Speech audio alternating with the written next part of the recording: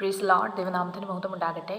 ഒരു ചെറിയ ചിന്തയ്ക്ക് ആധാരമായിട്ട് ഗലാത്യ ലേഖനം 6-ാമത്തെ അധ്യായം അതിൻ്റെ 1-ാമത്തെ വാക്യത്തിലേക്ക് നമുക്ക് കടന്നു വരാം. അവിടെ ഇങ്ങനെയാണ് കാണുവാൻ കഴിയുന്നത്: സഹോദരന്മാരെ, ഒരു മനുഷ്യൻ വല്ല തെറ്റിലും അകപ്പെട്ടു പോയെങ്കിൽ ആത്മീകരായ നിങ്ങൾ അങ്ങനെയുള്ളവനെ സൗമ്യതയുടെ ആത്മാവിൽ യഥാസ്ഥാനപ്പെടുത്തുവിൻ. നീയും പരീക്ഷയിൽ അകപ്പെടാതിരിപ്പാൻ സൂക്ഷിച്ചു കൊള്ളുക.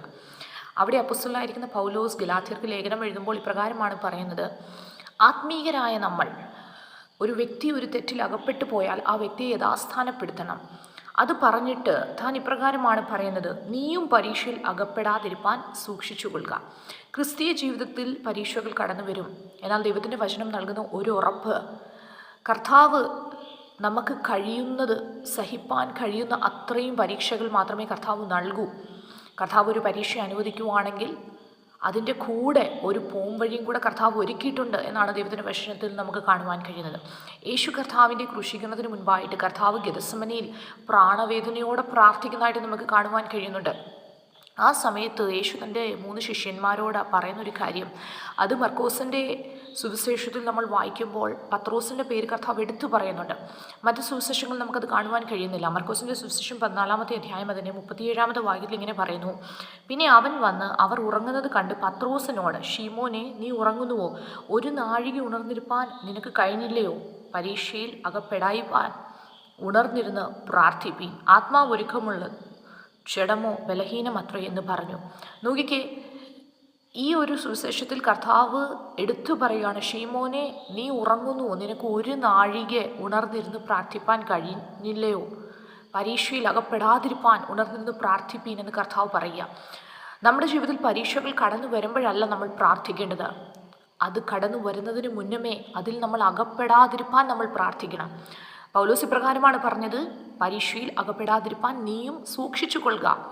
അപ്പോൾ എങ്ങനെയാണ് നമുക്ക് സൂക്ഷിക്കുവാൻ കഴിയുന്നത്? നമുക്ക് മുന്നമേ പ്രാർത്ഥിപ്പാൻ കഴിയും. നമ്മൾ പ്രാർത്ഥിക്കുവാണെങ്കിൽ നമ്മൾ ആ പരീക്ഷയിൽ അകപ്പെടത്തില്ല.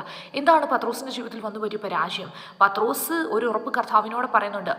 യേശു കർത്താവ് തന്നോട് പറയുകയാണ്: ഷീമോനെ, ഷീമോനെ, ഗോതമ്പ് പാറ്റുന്നത് പോലെ നിങ്ങളെ പാറ്റുവാൻ പിശാച് എന്നോട് അനുവാദം ചോദിച്ചു. എങ്കിലും നിൻ്റെ വിശ്വാസം പോയി പോകാതിരിപ്പാൻ ഞാൻ നിനക്ക് വേണ്ടി അപേക്ഷിച്ചു.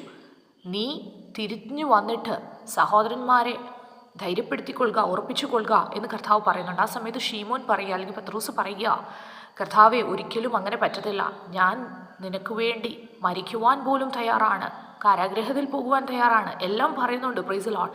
പക്ഷേ പരീക്ഷ കടന്നു വന്നപ്പോൾ അത് ജയിപ്പാൻ പത്രോസിന് കഴിഞ്ഞില്ല.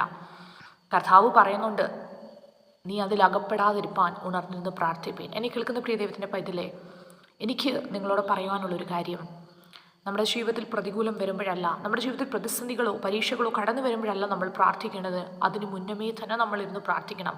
യോനയുടെ പുസ്തകത്തിലേക്ക് നോക്കുമ്പോൾ 1-ാമത്തെ അധ്യായത്തിൽ യോന അടിത്തട്ടിൽ കിടന്ന് ഉറങ്ങുകയാണ്. വിഗ്രഹാരാധികളായിട്ടുള്ളവരൊക്കെ അവരവരുടെ ദൈവങ്ങളെ വിളിക്കുന്നുണ്ട്. എന്നാൽ ആ സമയത്തൊന്നും ഒരു ബോധമോ അല്ലെങ്കിൽ ആ ഒരു ആഗ്രഹമോ ഒന്നുമില്ലാതെ യോന കിടന്നുറങ്ങുകയാണ്. പക്ഷെ നമുക്കറിയാം, മീനിൻ്റെ വയറ്റിൽ പോയി കഴിഞ്ഞിട്ട് അവിടെ നിന്ന് താൻ അയ്യം വിളിക്കുന്നുണ്ട്. പ്രതികൂലം കടന്നു വരുമ്പോഴല്ല ദൈവമക്കളെ, അതിന് മുന്നമേ തന്നെ അതിലകപ്പെടാതിരിപ്പാൻ നമ്മൾ ഉണർന്ന് പ്രാർത്ഥിക്കണം, നമ്മൾ സൂക്ഷിക്കണം.